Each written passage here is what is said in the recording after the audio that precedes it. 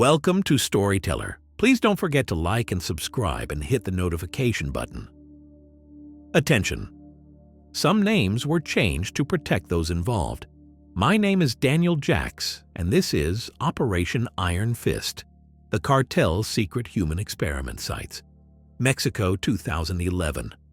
The Sierra Madre Occidental Mountains rise like a fortress from the earth, jagged, lush, and lawless. Deep within this spine of stone and jungle lies Zacatecas, a region as beautiful as it is brutal. For decades, these highlands were carved into invisible territories owned not by the Mexican state, but by cartels. By late 2011, whispers of something new echoed through the jungle. Entire towns were vanishing overnight. Gunmen dressed in military gear patrolled remote highways that weren't even on maps. And locals, terrified and tight-lipped, spoke of Los Cartels, the most violent cartel Mexico had ever known. The government couldn't look away anymore. They gave the mission a name: Operation Iron Fist. And on paper, it was simple: send in elite forces, destroy the cartel stronghold, and reclaim the region. But what actually happened inside those mountains became one of the most disturbing and chaotic operations in the history of the Mexican drug war. Chapter 1. The Ghost Town. On September 8, 2011, a satellite image arrived at Mexico City's Military Intelligence HQ. It showed a small, isolated village in Zacatecas called Valparaiso. Only the image showed something odd. Every single vehicle gone. No people visible. No lights. The village looked dead. The army sent a helicopter to investigate. As it hovered over Valparaiso the next morning, the pilot radioed back one chilling sentence: "There's no one here. It's like they vanished. No bodies, no blood, just a ghost town."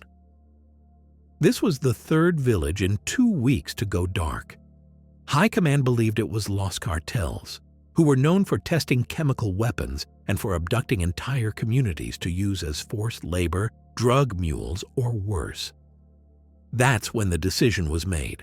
The army would send in the Fuerzas Especiales, Mexico's elite special forces, not to patrol, not to negotiate, but to wipe out whatever was happening in the Sierra Madre. Chapter 2. The Infiltration.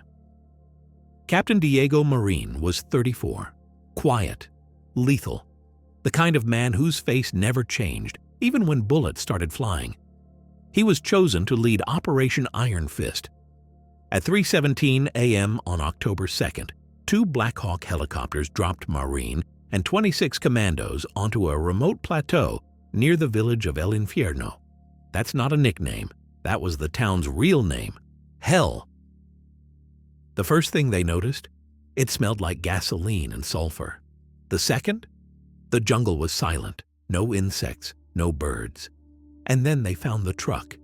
It was parked under trees, camouflaged with branches. Inside were 4 corpses, all badly decomposed. But here's the catch: they weren't shot, they weren't stabbed. They had been tied down, their mouths sewn shut, and left to die of exposure. Who were they? Why were they silenced? Marin didn't say a word. He just nodded to his men and kept moving. Chapter 3. The Schoolhouse. 2 days later, the team reached San Juan de los Cedros, another village that had gone dark. But this one wasn't empty. From the tree line, Marin spotted a man standing in the center of the village square, wearing a school teacher's uniform. White button-up shirt, brown pants, glasses. He wasn't moving. As the soldiers crept closer, they realized why. He was chained to a metal pole, arms out like a scarecrow.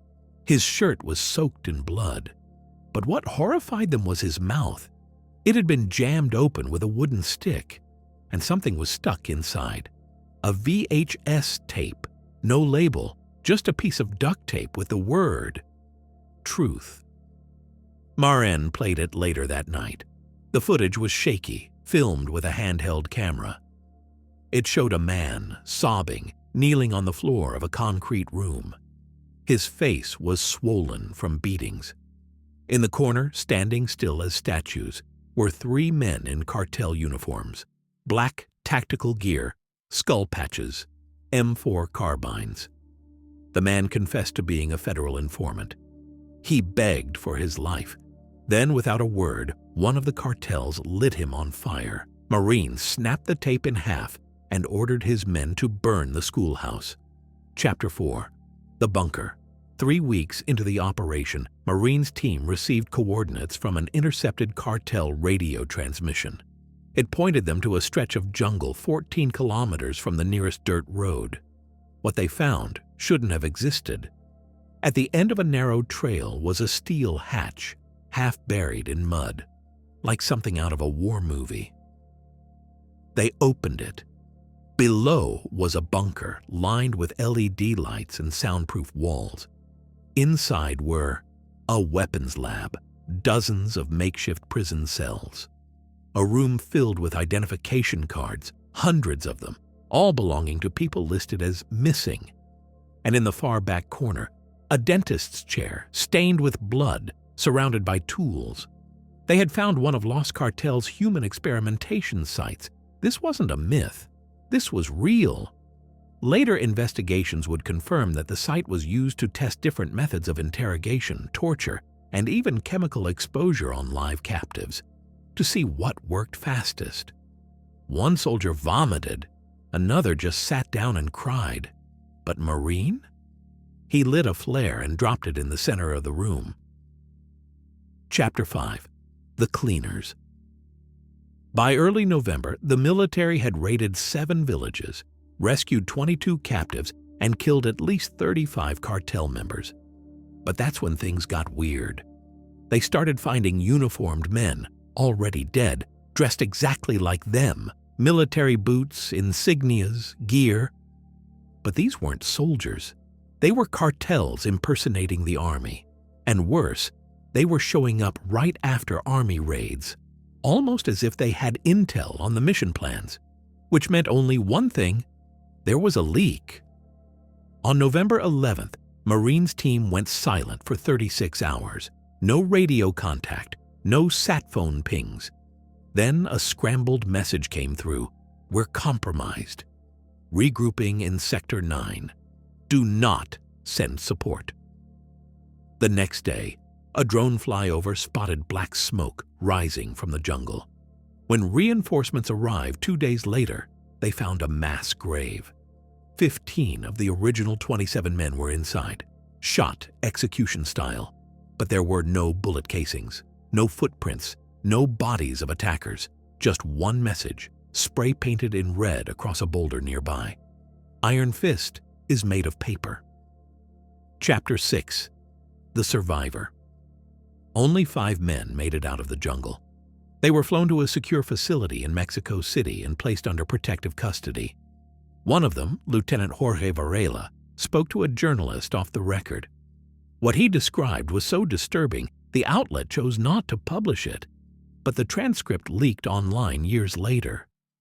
It wasn't a war. It was a trap. They knew where we'd go, who we were. One night we walked into a village. Lights were on, food on the tables, but no people. The whole thing was a setup. I swear we saw a child, maybe 7 years old, standing in the doorway of a house. When we tried to talk to her, she exploded. They had rigged her with plastic explosives. They're not fighting for land, they're fighting for fear, and they're winning. Chapter 7. Silence. After the events of Operation Iron Fist, the Mexican government released no full report, just a single press briefing. The mission is complete. Security has improved. The region is stable. But locals in Zacatecas knew better. To this day, there are entire sections of the Sierra Madre where no one goes. Trails where GPS fails, villages that don't appear on satellite anymore. And stories whispered by truck drivers about the Shadow, a ghost unit of Los Cartels that now controls the area. As for Captain Diego Marin, He was never seen again. Officially, he was listed as missing in action. But in 2019, a hiker found a rusted dog tag near a remote ravine outside Valparaiso. It read, Marine D Special Forces.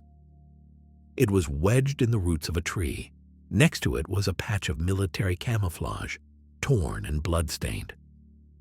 No one has claimed responsibility for what happened in Operation Iron Fist.